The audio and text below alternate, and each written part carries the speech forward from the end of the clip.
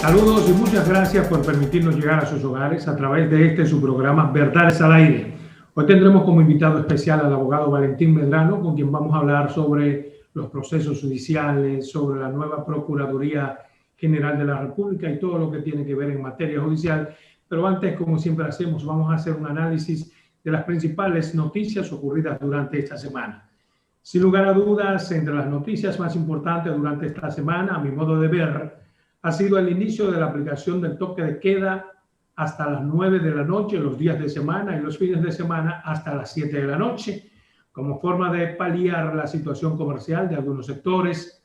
La medida también fue extendida, dizque para evitar los tapones, pero los odiosos tapones de 5 a 7 de la noche siguen igualitos, al igual que las continuas violaciones a la disposición por parte de los ciudadanos que comienzan a restar importancia al COVID, y eso es peligroso. Otra noticia importante ha sido la multa al Riu Hotel and Resort por $1 milloncito por permitir la violación al protocolo de distanciamiento y uso de mascarillas que deben llevar los huéspedes, con lo que se busca mandar un metamensaje a los demás hoteles de que si violan este protocolo también podrán ser sancionados. La medida ha sido calificada como muy benigna pero positiva, porque con ello evita que los hoteles irrespeten el protocolo y sean expuestos de manera pública. El hotel ha sido advertido de que en una segunda violación a las normas conllevaría la cancelación de su licencia de operación en el país.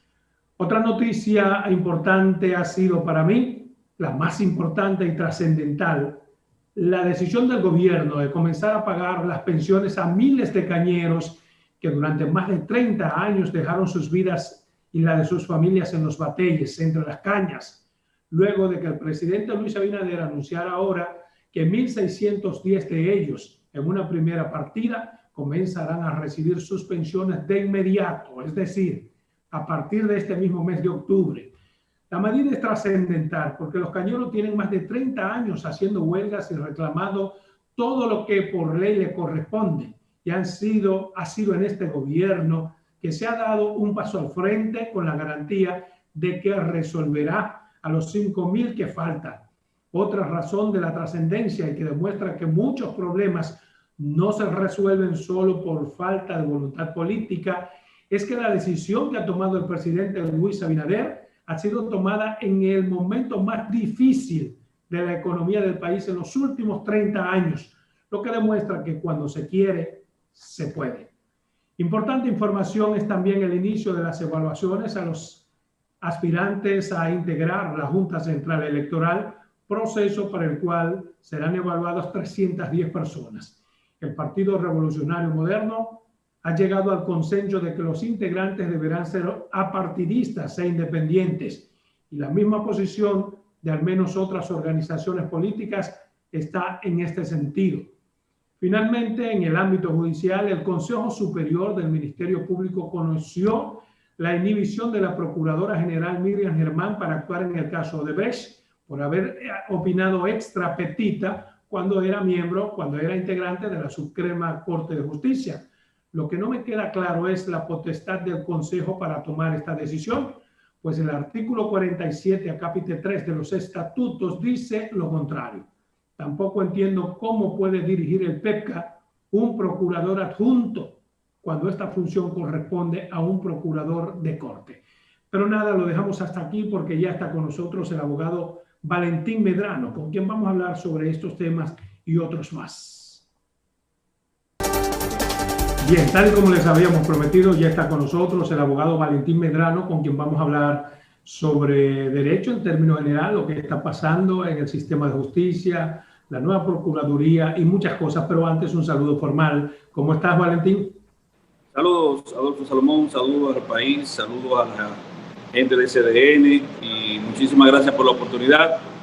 Creo que no debo dejar pasar la oportunidad para agradecerte, Adolfo, y que aunque parezca algo previamente pautado, claro, obviamente el que te conoce y me conoce sabe que no nos prestamos a este tipo de situacionales, pero debo agradecerte y manifestarte mi admiración y ojalá que esa admiración que yo te tengo, que nace del conocimiento claro de lo que son tus condiciones, tus cualidades, y lo que ha sido tu trayectoria, pues se inocule en las personas de tomas de decisión, porque mira, yo entiendo que tú tienes una gran oportunidad de servirle a la nación dominicana y ojalá, vuelvo y te reitero, para beneplácito de nuestra nación, que así ocurra. Bueno, muchas gracias, Valentín, por eso. No me tocaba, pero bien. Mira, hermano, para comenzar y ponernos en perspectiva, en mi campo dicen que cuando el fin de semana va a ser bueno, desde el jueves se va sabiendo. Quisiera saber tu valoración sobre las nuevas autoridades de la Procuraduría, los pasos que han tomado. ¿Cómo usted vislumbra el panorama? Mira, para uno hacer un análisis de la Procuraduría General de la República, tiene que iniciar necesariamente por la cabeza, que es la magistrada doña Miriam Germán Brito. Y hay que decir que si uno hace una valoración de doña Miriam Germán como Procuradora General de la República, pues entonces comete un hierro sacrosanto. O si lo hace como fiscal, como Ministerio Público, porque la entrega de doña Miriam Germán, el meollo de su participación pública y lo que ha sido el resultado final de su laboriosidad en términos públicos, se dio como jueza, se dio en la condición de magistrada, no solo de la Suprema Corte de Justicia, sino del sistema de enjuiciamiento penal en términos ordinarios. Si tú retratas a doña Miriam Germán, la jueza, no vas a tener forma de compararla con nadie más, porque yo creo que doña Miriam Germán es el non plus ultra en materia jurisdiccional en la República Dominicana. Es una persona con muchísimas dotes, con muchísimas condiciones. Mira que yo he dictado en ocasiones de posiciones que asume doña Miriam Germán, tanto como jueza y ahora como Procuradora General de la República, pero nunca nadie ha escuchado que yo haya lanzado denuestos o calificativos denigrantes en su condición de jueza. Como funcionaria pública, yo entiendo y entendía en su momento. No, Miriam es todo. El Ministerio Público, mira, el Ministerio Público. Una evaluación sobre la Procuraduría. No, es que el Ministerio Público es el Procurador General de la República, o aparentemente eso es lo que se quiere decir aquí. Y en el caso, por ejemplo, de doña Miriam Germán, yo no estuve de acuerdo, por ejemplo, y lo manifiesto aquí, con la inhibición que ella manifestó. Ahí vamos a llegar, Valentín. Hasta ahí vamos a llegar. Vámonos por paso. Tampoco he estado de acuerdo con la desapropiación que se hizo, por así decirlo, en términos de apoderamiento de algunos casos importantes de lo que estaba apoderado. Vámonos por paso, Valentín. Vámonos por paso que vamos a llegar a todo eso. No hay problema, pero si tú tienes una pregunta más específica, te podría decir lo que tú quieres saber. Ahora bien, mi valoración en términos generales. Mi valoración en términos generales, bueno, mira, es una buena Procuraduría General de la República. Hay gente con muchísimas condiciones ahí.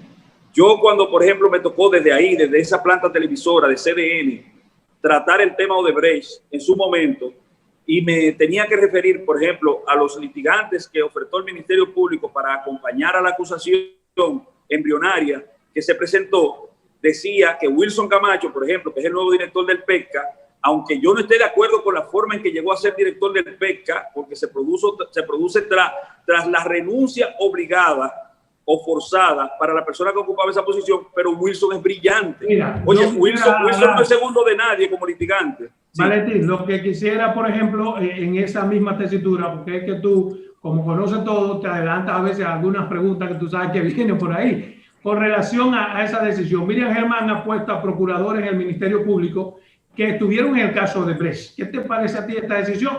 Porque ella, como miembro de la Suprema Corte de Justicia, objetó el mismo caso de Odebrecht. Dijo que era un disparate el proceso.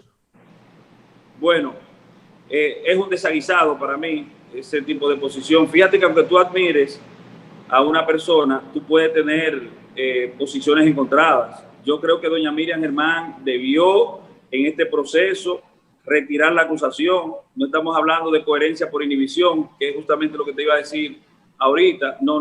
Ahí se debió retirar la acusación para todos los acusados hasta el momento del caso de Odebrecht. ¿Por qué? Porque cuando doña Miriam Germán estaba obligada por los principios nodales que establece la función de juez, de magistrado juez de la República, en este caso Supremo, que son dos, básicamente, que están en el artículo 149, párrafo de la Constitución de la República, que son el principio de independencia y el principio de imparcialidad. Por ejemplo, en el artículo 78 del Código Procesal Penal, cuando se habla de la obligación que tienen las personas que hayan participado en cualquier condición en un proceso, en una etapa anterior a nivel penal, debe execrarse del proceso, o sea, debe inhibirse o puede ser recusado. Eso funciona para asegurar un principio nodal del derecho, que es el de imparcialidad, porque ya usted se refirió a ese proceso, ya usted emitió juicio y usted tiene un prejuicio con respecto al proceso, o por lo menos tiene un dictado, un criterio. Que haya que retirar la acusación. Eso sí lo implica por lo siguiente. Lo implica por lo siguiente. Mira, el artículo 90 del Código Procesal Penal te dice a ti cuáles son las causales por las que una persona como Ministerio Público puede hacer inhibirse o recusado. Y te dice a ti, el legislador del año 2015 modificó lo que decía el legislador de la ley 7602, en el sentido de que en la ley 7602 decía que aplicaban las mismas condiciones, las mismas razones para inhibirse a los jueces que a los fiscales, comportadas en el artículo 78 del Código Procesal Penal. Ahora no, ahora solamente hay una causal, que es la falta de objetividad. ¿Por qué? Porque los ministerios públicos son parciales. Los ministerios públicos son parciales con su acusación, son parciales con su investigación, son parciales con la sindicación que hacen. Entonces, si tú te retiras, es porque tú tienes una razón de objetividad. Ahora, le falta objetividad a la magistrada Miriam Germán para estar en este proceso. No hablamos de imparcialidad, no hablamos en este caso, de falta de independencia. No, estamos hablando de objetividad. Pero de forma objetiva, en una fotografía existencial que hizo del proceso, ella manifestó que eso que estaba ahí, que servía para la retención de una responsabilidad embrionaria según el juez que sancionó las medidas de coerción, no servía para la retención de responsabilidad. Sin embargo, entonces, ¿por qué tiene que retirarla? ¿Por qué tiene que retirarla? Por el artículo 260. Porque te dice a ti que tú tienes que recoger pruebas a cargo y de descargo. Y el artículo 170 de la Constitución te dice que tú tienes que ser responsable y que por vía de consecuencia tienes que ser también objetivo. Pero precisamente por esas razones y otras más es que ella ha decidido inhibirse. Porque lo que diga, por ejemplo, un juez en la Suprema Corte de Justicia y que hoy le toca la oportunidad de estar como procuradora, no significa que puede ser una condición sine qua non para que se retire un proceso per se. Por lo que tú acabas de decir, en un momento de objetividad ella perdió esa objetividad y habló extrapetita. Pero eso no invalida todo el proceso. No, espérate. Se ha inhibido, precisamente, perdóname, se ha inhibido, y yo creo que su inhibición, que no ha sido ni siquiera una recusación, es una forma de reconocer que habló extrapetita. No. Yo dije que ella habló extrapetita en aquella ocasión. Yo lo dije. Y trataron de psiquitrillarme. Bueno. ¿Entiendes? Pero hay un problema. La realidad es lo siguiente. Lo que ella dijo en esa ocasión, lo que ella manifestó, no fue que lo dijo extrapetita. Oye, ese era su criterio, su fotografía del proceso. No, pero ella fue mucho más allá de lo que estaba analizando en ese momento. Bien, lo que te quería decir, Valentín, en todo este proceso, Miriam Germán se ha inhibido, ni siquiera ha sido recusada. A mí me parece que esa decisión no es la correcta a partir de que ella dijo algo en la Suprema Corte de Justicia y ahora que Dios le ha dado la oportunidad de resarcir todo eso que dijo, enderezando los entuertos, tú no puedes recusarte. Correcto, pero no solamente eso, Adolfo. Es que, por ejemplo, tú lo sabes, que tú no existe en la República Dominicana la posibilidad de tú, como dice, enderezar una acusación. La acusación es única. Se realizó la acusación con su carga probatoria, eso es lo que hay. Que tú tienes, por ejemplo, por medio del artículo 330 del Código Procesal Penal, la posibilidad de incorporar pruebas nuevas, pero eso es ante circunstancias que aparecen dentro del mismo proceso, que tienen que darse esas posibilidades para que el juez levante ese velo prospectivo, porque el Ministerio Público está limitado a la acusación y a la carga probatoria que ha ofertado. Pero ¿qué ocurre con respecto a esa prueba nueva? Que no deben haber existido al momento de la acusación. No es que el Ministerio Público la omita voluntariamente y después la quiera incorporar. Por eso que yo digo que la inhibición es como una especie de lavarse las manos. Porque si usted le dijo al país desde la Suprema que ese expediente no servía para nada, que está mal fundamentado, la vida le ha dado la oportunidad de estar ahora en un lugar en donde usted puede o corregir el expediente o resarcir a las personas inculpadas, porque se supone que el procurador y el Ministerio Público actúan a cargo y a descargo. Y si usted reconoce y admite que el expediente no sirve y está mal fundamentado, mal podría usted eximirse del expediente sin resarcir a la moral de esas personas que han sido afectadas. Su responsabilidad ahora es hacer lo correcto. Correcto, y lo correcto sería entonces, para resarcir a esa persona, retirar la acusación, Adolfo, porque no hay de otra. Tú no puedes reformular una acusación. O sea, tú no puedes a una acusación alimentarla con otros elementos porque eso está prohibido. Tú tienes un plazo para hacer una acusación. De conformidad con el artículo 294 del Código Procesal Penal, combinado con los artículos 150 y siguientes de la normativa procesal penal, tú tienes un plazo para terminar la investigación y proceder al establecimiento de tu acusación, al levantamiento. Pero además, a partir de que el Ministerio Público es uno e indivisible y ella es la jefa del Ministerio Público, ¿cómo se retira del proceso sabiendo que puede influir? Pero ¿para qué se retira? También, porque dime, ¿cuál sería la incidencia en términos procesales de la magistrada Miriam Germán? ¿Cuál sería la incidencia? Tú te tienes que hacer esa pregunta, porque, por ejemplo, ella, ¿qué va a conocer? ¿Va a litigar el proceso?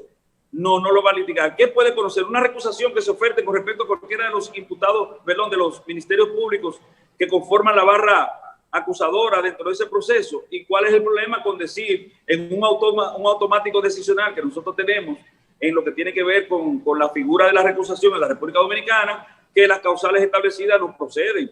Pero además, sí. Hay algo que quiero compartir, que quisiera tu opinión. El reglamento del Consejo Nacional del Ministerio Público dice en el artículo 47, capítulo 3, cuáles son las funciones. O sea, ese reglamento no autoriza, no le da potestad al Consejo para conocer la inhibición del Procurador General. Pero claro que no, qué bueno que tú lo tomas. Mira, qué bueno, porque eso es muy importante que la sociedad dominicana lo sepa. Las funciones de un consejo son de corte administrativas. El consejo no tiene normativa para conocer inhibiciones. No puede hacerlo. No está autorizado por la normativa para hacer en el punto 3, perdón, no puede hacerlo. Porque está de conformidad con el Procurador General de la República. Entonces, se supone que eso es irregular. Correcto, no tiene esa facultad, no puede hacerlo. Y por vía de consecuencia, lo que ha operado en la decisión del Consejo Superior del Ministerio Público es que ellos se han sobredimensionado en sus facultades legales. Ellos se han sobredimensionado a las facultades que la ley le otorga, y por vía de consecuencia fueron un poquito más allá, y eso está prohibido, eso está proscrito. De todas formas, creo que ellos... Sí, nos vamos a una primera pausa, Valentín, para que continúes ahí mismo. Bien, continuamos con esta interesante entrevista con Valentín Medrano. Antes de irnos a la primera pausa, te decía que el artículo 47 del reglamento en su capítulo 3 dice cuáles son las potestades. Si no tienen potestad para conocer de la recusación o la inhibición de la procuradora. Entonces, hay una irregularidad manifiesta o hay otro elemento, digamos, otro fundamento que les permite tomar esa decisión que no lo dice el reglamento. No tiene ninguna potestad ni asidero jurídico, ni tienen la potestad legal ni tienen el asidero jurídico para obrar como lo hicieron en el Consejo. Eso estuvo incorrecto. De un consejo que hay que decir que el histórico que ha sido muy correcto en la toma de decisiones, en el sentido de estar siempre, o por lo regular siempre, ajustada a los lineamientos legales, a la normativa. Pero en este caso ellos no van a encontrar de ninguna forma ningún tipo de sustento o amparo desde el punto de vista legal, porque las funciones de los consejos son administrativas y tienen unas funciones dentro del ámbito de la potestad sancionadora del Estado, que es lo que se conoce como acciones disciplinarias. Ellos pueden conocer las acciones disciplinarias. Sin embargo, en el Ministerio Público no ocurre así, porque el Ministerio Público, en su ley interna, en su ley orgánica, tiene reservadas esas funciones para un órgano interno que conoce de los asuntos disciplinarios dentro del Ministerio Público. ¿Qué quiere decir esto? Que no tienen bajo ninguna circunstancia amparo legal el conocimiento de la inhibición hecha por el Consejo Superior del Ministerio Público. No puede, no podía. Y la magistrada podía inhibirse sin ningún tipo de problema, porque ella es su propio superior, señores. Eso es como pedirle al presidente de la República. ¿Tiene que conocer de la recusación o de la inhibición? No, para nada. Ella podía decidirla. Porque es lo que nadie diga, sin que nadie pueda decirle, no, magistrada, usted no se va a inhibir. Pero claro que nadie puede, pero tú crees, oye, según la ley interna, la ley orgánica del Ministerio Público, la única persona con facultad para trazar directivas de forma colectiva al órgano del Ministerio Público es la Procuradora General de la República. Bueno, entonces, la única persona que puede disponer de instrucciones generales es la Procuradora General de la República. De esa inhibición, entonces es un mamotreto, o digamos una pantalla, una historia.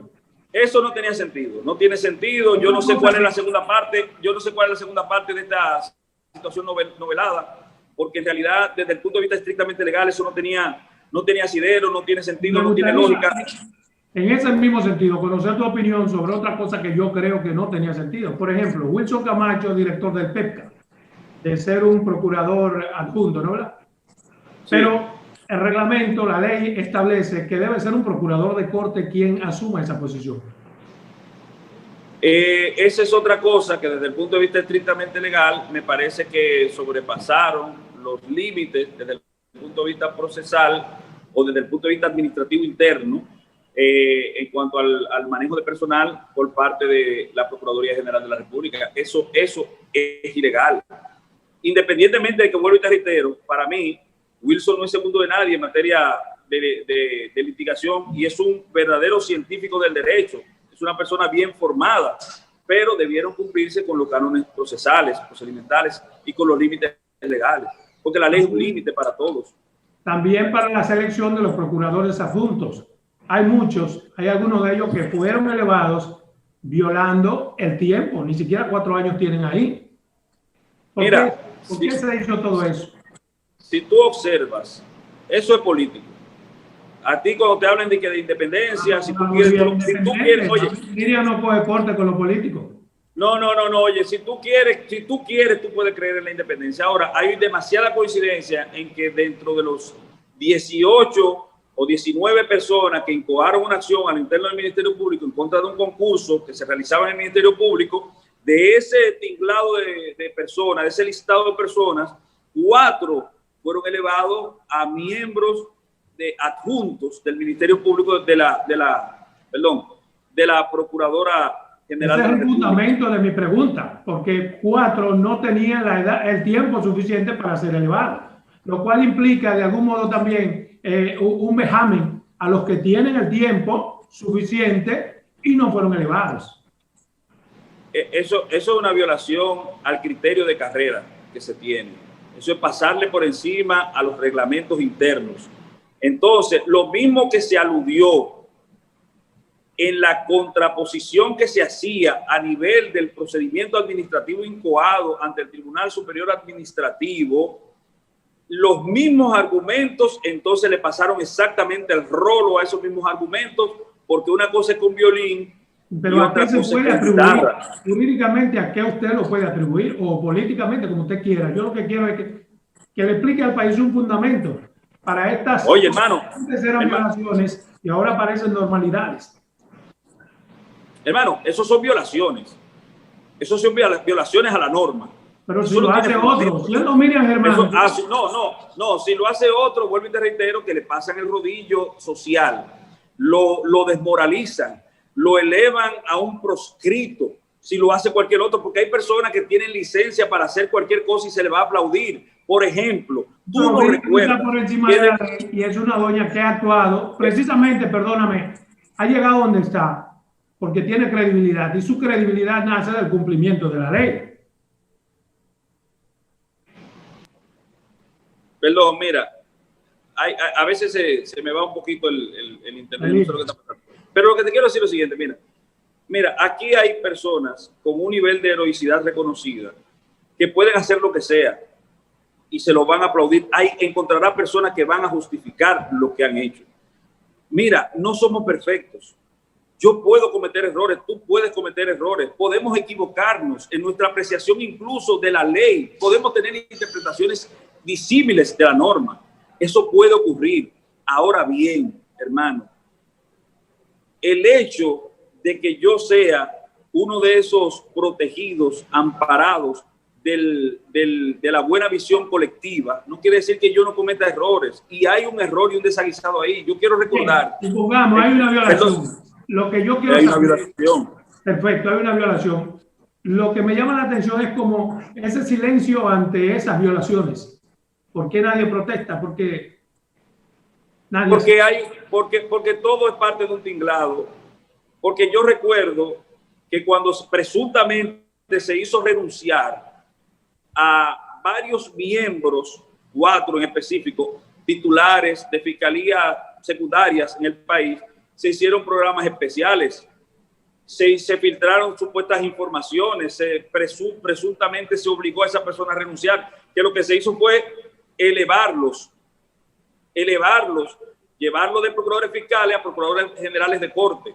Sin embargo, la segunda posición más importante en el organigrama interno del Ministerio Público es la figura del director general de persecuciones, que a la sazón lo ocupaba el magistrado Fernando Quesada, a quien le correspondía todavía durar en ese puesto 2 años. Y el magistrado Fernando Quesada fue obligado a renunciar. No estamos hablando de 4 procuradores fiscales de pueblos lejanos del litoral de la capital dominicana. No. Estamos hablando de la segunda posición en importancia. Pero nadie ha dicho nada. No hay programas especiales, no se filtraron informaciones. Ahora bien, también faltándole 2 años para entregar la posición, se hizo renunciar a la directora del PEPCA, señores, y nadie ha dicho nada. Porque eso no, porque nadie lo obliga. Si usted se planta en 2, sí, perfecto. Nada la obliga. Tú lo has dicho. Entonces, vamos a aplicarle eso mismo a los fiscales titulares. Nadie lo obligaba, presuntamente. Nadie lo obligaba, pero hicieron programas especiales para eso. ¿Por qué no hay programas especiales para esto? Porque no hablamos de un principio de igualdad. La igualdad que es en este país. Yo te lo digo porque, por ejemplo, dice la fiscal del Distrito Nacional que ha recibido presiones. Sin embargo, ella está ahí por un mandato de la ley. No tiene por qué renunciar. ¿Cuál es tu valoración sobre lo que ella ha dicho de que ha recibido? No, pero de acuerdo, yo estoy de acuerdo con ella. Tú quieres mejor ejemplo que el que te he puesto anteriormente para justificar la certeza, la certidumbre de que ha recibido presión. Cuando a la segunda persona en importancia del Ministerio Público, el magistrado Fernando Quesada, lo hicieron renunciar. ¿O tú crees que que él renunció para ocupar una posición secundaria respecto a la que ocupaba porque él se sentía que estaba incapaz, que era incapaz para seguir gestionando y regenteando lo que había hecho bien, porque tenía 2 años haciéndolo bien? ¿A qué tú puedes atribuir, Valentín Medrano, que le hayan quitado los 7 principales y fundamentales expedientes sobre casos de corrupción que involucran a funcionarios del pasado gobierno? Porque la gestión que se ha instaurado en la Procuraduría General de la República, de la que yo hago de doña Miriam Germán un oasis, en el sentido de que no creo que tenga responsabilidad directa en esto, yo lo digo responsablemente, y no es de que porque todo el mundo sabe que soy total para una cosa y para otra. No, porque no, Adolfo, es que hay cosas que se te escapan de las manos. Tú no puedes decir que lo que haga un fiscal en Higüey, la magistrada tiene responsabilidad en eso. Es el error que nosotros tenemos. Hay asuntos de índole personales que la gente era responsable de todo lo que se cometía en su gestión. En la de Miriam, al final de cuentas, unas cosas y otras no. Al final de cuentas sí, pero hay asuntos en términos personales que se escapan a las directrices de la magistrada. Por ejemplo, estos 7 ahora, ¿usted cree que se lo quitaron? ¿Por qué se cree que se lo quitaron? Bueno, porque hay una actitud tendente a procurar una desmoralización en términos procesales de la fiscal del distrito, porque le pusieron fue el agua para cocinarla. ¿No será porque hay una predisposición a hacer las cosas correcto? Y como perdóneme para hacer la pregunta. Sí. ¿No será que ella tenía enclaves en la pasada procuraduría, tú sabes, dirigida por quién y de qué modo, le mandaban expedientes que en vez de estar en el PEPCA estuvieron en manos de ella y todos esos entuertos tratamos de corregirlo ahora? No podría ser. No puede ser, te voy a decir por qué no puede ser. No puede ser, porque sencillamente en las actitudes asumidas y en las posiciones asumidas y en los dictámenes dados en cada uno de los procesos de qué se trata, ella ha obtenido ganancia de causa, salvo el hecho de que Manuel Rivas, por ejemplo, de quien yo digo que debió estar en su casa hace muchísimo tiempo, porque empezó siendo investigado por un asunto de asesinato y se determinó que no tenía responsabilidad penal con respecto al asesinato y todavía seguía estando preso. Y sin embargo, en ese proceso, el dictamen del Ministerio Público fue la manutención de la medida de coerción, incorrectamente de mi parte, según mi visión, desde el punto de vista de lo que es un acto de justicia, que el Ministerio Público también está obligado como elemento accesorio de la justicia a participar de forma responsable en los procesos y de forma objetiva. Y este señor venía cumpliendo una prisión preventiva por un caso en el que ya él ni siquiera era acusado del mismo. Mira, quisiera tu opinión sobre lo que se ha descubierto ahora. Que Jean Alain, a 7 archivos que les tocaba provisionalidad, le dio archivo definitivo. Y no lo supo ni el Ministerio Público ni las partes involucradas, conforme manda el Código Procesal Penal. ¿Cuál es tu opinión sobre eso? Tengo entendido que algunos de esos archivos definitivos, personalmente Jean Alain se los llevó a las personas beneficiadas. Toma, eso es tuyo. Toma, eso es tuyo. ¿Es posible que esto ocurra? ¿Cómo? Mira, lo primero que ahí había un equipo que trabajaba de Odebrecht. A mí me sorprendió que el magistrado Wilson Camacho saliera con la información, con la especie de que a él le sorprendía. Aparentemente esa es la información que se da, porque yo no lo escuché personalmente. Puede ser que sea una interpretación de lo que él quiso decir o de lo que dijo. Pero que él dijera que los archivos no eran provisionales sino definitivos y que eso le sorprendió. Todos ahí, los que participaron en Odebrecht, absolutamente todos sabían todo de lo que se estaba haciendo en Odebrecht y de lo que se discutía. ¿Qué razón tendría Wilson Camacho, perdóneme, para salir con eso ahora? Bueno, ¿qué razón tendría Wilson Camacho para aceptar ser director del PETCA cuando tú has dicho que él está por encima de las exigencias legales para aceptar esa posición?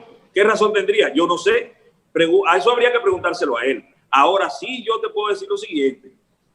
Los archivos, definitivos o no, yo estoy de acuerdo que todos los archivos sean definitivos, como lo dijo la Suprema Corte de Justicia en el caso de Amable Aristi Castro, que se presentó un archivo provisional y Amable Aristi Castro accionó para que el archivo provisional se convirtiera en definitivo, porque tú tienes dentro del Código Procesal Penal el artículo 148 que te dice que los procesos se extinguen en una duración de 4 años, al término de 4 años. ¿Cómo tú puedes entonces sobrepasar eso con un presunto archivo provisional y llevar a una persona más allá de la proscripción límite que establece el artículo 148 del Código Procesal Penal? No, eso es una locura. Y está archivado de forma provisional, esa provisionalidad arrastra y detiene también el proceso, Valentín, es obvio. Pero exactamente, pero lo detiene en perjuicio de quién? Lo detiene en perjuicio de una parte imputada que tiene garantías de derecho. Seguimos hablando porque tengo obligatoriamente que irme a una pausa comercial. Contigo es demasiado interesante y no me gusta perder el hilo. 2 minutos. Gracias, hermano. Continuamos con esta interesante entrevista con Valentín Medrano. Antes de irnos a la pausa comercial, usted tenía la palabra. Continúe. Sí, básicamente, Adolfo, lo que quería decir es que hay muchas razones para aceptar cosas dentro de la administración pública del Estado, porque se ha querido hacer creer o hacer ver que la asunción de una presunta posición tendente al favorecimiento o a favorecer la instauración de una Procuraduría General de la República Independiente hace abstracción de la condición de parte de la administración pública de ese cuerpo, y eso no es verdad. El Ministerio Público le da un fundazo por un lado y por otro lado dice que la magistrada es lo más sublime, lo más excelso. No se puede ser sublime y excelso conociendo irregularidades y haciéndose loco. Bueno, como humano sí. Como ser humano se puede hacer todas esas cosas, porque tú puedes ser excelso y cometer errores, porque nadie es perfecto. No, una cosa es cometer errores. Entre dioses sí. Perdón, hermano, una cosa es cometer errores para lo que todos estamos en la vida. Una cosa es cometerlo y otra cosa es tú saberlo, reconocerlos y no resolverlo cuando es tu responsabilidad. Pero entonces tú y yo estamos en lo mismo. Vayámonos al principio, al introito de esta participación en este programa y tu pregunta inicial. La magistrada Miriam Germán dijo que hay un proceso que no podía servir para retener responsabilidad penal, y la respuesta a actitud asumida y criterio asumido por ella previamente es mantener la misma acusación que no sirve para nada. Entonces, cualquier ser humano puede cometer desaguisados, puede cometer hierros. Ahora, lo importante y lo interesante es ver cómo una gran parte, una clase social enquistada en los medios de comunicación aplaude todo y dice que eso está bien. Y cómo también aplaude el hecho de que hoy se hiciera renunciar a personas importantes dentro del tren del Ministerio Público y ayer cuestionaban eso. Entonces, ¿quiénes son los incoherentes? Oye, ¿dónde está la incoherencia? ¿De qué parte está la incoherencia? Yo no sé, eso sabe usted que es más abogado que yo. Pero mire, todo tiene que ver con algo que ha dicho también Jenny Berenice, de que van a hacer nuevas investigaciones en el caso de Brecht y que van por todos. Sí, y lo interesante es que la frase que usó Jenny Berenice en el mismo orden es exactamente la frase que usaba el asesor del presidente de la República, el español que vino a asesorar, el principal asesor del presidente de la República. Vamos con todos y por todos. La misma frase. Y eso que estamos hablando de personas independientes hasta de los asesores. La mismita frase. Pero lo cierto es... Con eso, una frase no... Está bien, pero lo cierto y lo interesante de esto es lo siguiente, señores, los procesos los hacen las pruebas y los procesos los hacen los acontecimientos de asunción de parte de una persona a una proscripción establecida en la norma. Quiere decir que hay delito si el delito previamente está establecido en la ley. Quiere decir que hay delito si el delito previamente establecido en la ley ha sido acometido por una persona. Quiere decir que ese delito tiene que contener elementos probatorios para que desde el punto de vista procesal se retenga la responsabilidad penal de la persona imputada. ¿Cómo se cree que se está llevando el proceso de Brecht? ¿Usted tiene fe en cómo se está manejando ahora? ¿Hay algo diferente? ¿Tiene confianza? Por ejemplo, la sociedad tiene algo de confianza en la nueva forma en que se está manejando. Bueno, si la sociedad tiene confianza, que espere esa solución. Está bien, pero yo te pregunto... Oye, Odebrecht está llamado a la solución, por donde quiera. Porque no me vengas tú a decir que nosotros somos tan soquetes de creer que la cabeza del Ministerio Público no tiene fe en un proceso y que los jueces tienen entonces que a raíz de esa realidad, que dicho sea de paso, se produjo desde el punto de vista jurisprudencial por un superior de ellos en su momento, que ellos van a retener responsabilidad penal con respecto al tipo penal puesto a cargo de esta persona. Que esperen todo el mundo la absolución en Odebrecht, porque eso es lo que procede. Por eso yo decía que lo importante hubiese sido que se retirara la acusación, porque era una manifestación de responsabilidad y de objetividad por parte del Ministerio Público. Pero otra cosa... Es que hay, por ejemplo, dos gremios de abogados y de jueces que se envalentonaron, formaron su gremio y defienden todo, pero ninguno ha atacado de forma administrativa o lo que sea las irregularidades que se han cometido en un mes y medio. ¿Por qué? ¿A qué se debe eso? Como que las irregularidades, perdón, que se han cometido. Que se han cometido, digamos, poniendo fiscales sin el tiempo, poniendo... Hermano, porque aquí todo el mundo quiere, se mantiene expectante, tendente a la consecución de un favor en algún momento. Aquí no hay responsabilidad ni continuidad siquiera en la objetividad necesaria para asumir... Pero si fuera porque esperan responsable el análisis... Pero si fuera porque esperan un simple favor, no hubieran atacado administrativamente las decisiones de Jean Alain. Pues son los mismos actores. Pero Jean Alain fue atacado. Debe ser más difícil que uno de Jean Alain. Pero mira, te lo voy a poner fácil para que tú veas. Jean Alain realizó 3 concursos. El único en el que se accionó administrativamente fue el concurso que se realizó en tiempos electorales. El concurso donde salió la magistrada, por ejemplo, del Distrito Nacional, el magistrado y los demás magistrados de Santiago, por ejemplo, ese concurso fue filtrado presuntamente a una serie de informaciones de posibles resultados al final, pero no lo atacaron administrativamente.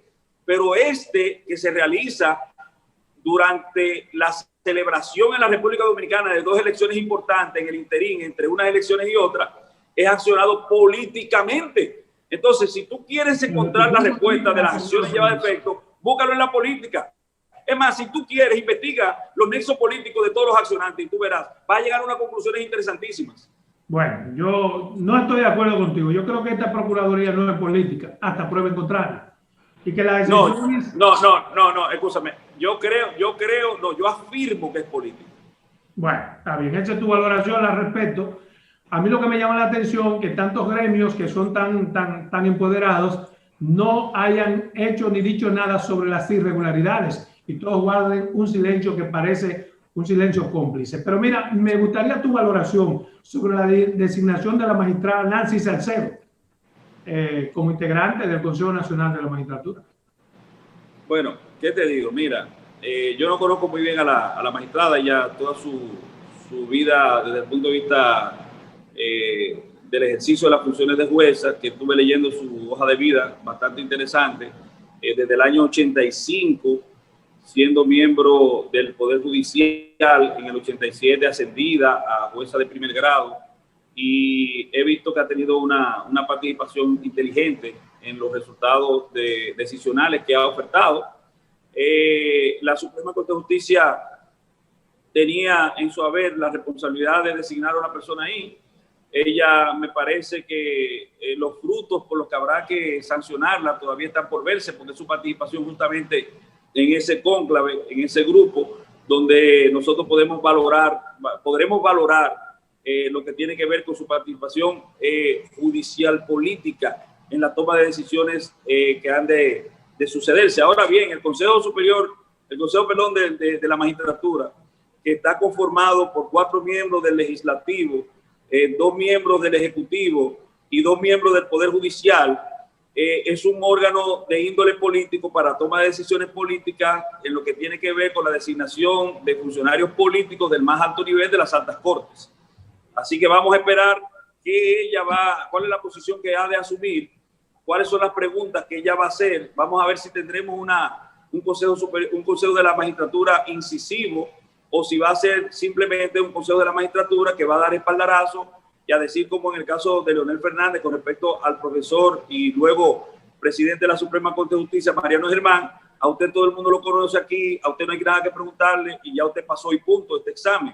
Pero vamos a esperar a ver qué ha de ocurrir en ese escenario interesante, sumamente interesante. Yo, en términos personales, te reitero, en términos profesionales, que no ejerzo el derecho laboral, que creo que era su fuerte, no conozco a la magistrada. Mira, quisiera tu opinión. Parece que vamos ya a abandonar pronto la virtualidad en los procesos judiciales y vamos a la normalidad. ¿Qué te parece esa decisión tomada? Lo correcto debió ser nunca haber acudido a la virtualidad. No, nunca, hermano, pero ve acá. La pandemia es una realidad y estuvo ahí. Sí, la pandemia es una realidad que ya nosotros aprendimos temprano, que no impedía la posibilidad, con ciertos niveles de distanciamiento y con la manutención de ciertos protocolos, no impedía la posibilidad de la realización. Lo aprendimos ahora. Tú tienes que tener un mínimo de sensatez. Cuando se tomó esa decisión, era un susto colectivo, no aquí, sino en el mundo. Pero viejo, las audiencias cerraron el 19 de marzo y las primeras virtuales se realizaron en junio. Claro. Entonces, ya nosotros sabíamos claramente que no había necesidad de hacerlo, que habían protocolos que se podían realizar tendente a la consecución de la normativa, perdón, de la normalidad, porque nosotros... No es el criterio de Valentín, no es un... Sí, el criterio mío, Adolfo. Colectivo, porque si me preguntan a mí, por ejemplo, todavía yo creo que es muy pronto para ir a la normalidad. No, nunca debía... Adolfo, hay asuntos humanos que no pueden bajo ninguna circunstancia virtualizar si la justicia es una. Hay asuntos humanos que jamás se harán de forma humana utilizando mecanismos de avances tecnológicos, aparatos tecnológicos avanzados. La realidad dice que no es como tú dices. ¿Por qué? Porque hay muchos procesos judiciales, perdóname, hermano.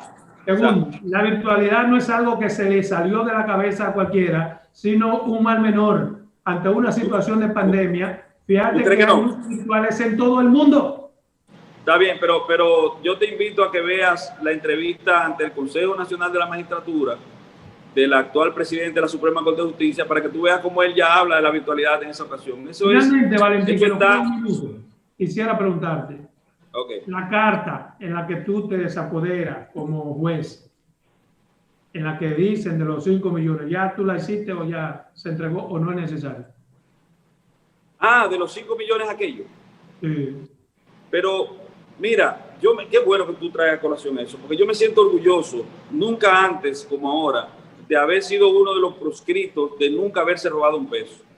Yo estoy acusado de 5 millones virtuales, esos sí son virtuales, porque eso no existen, eso no pasaron por la mano de nadie.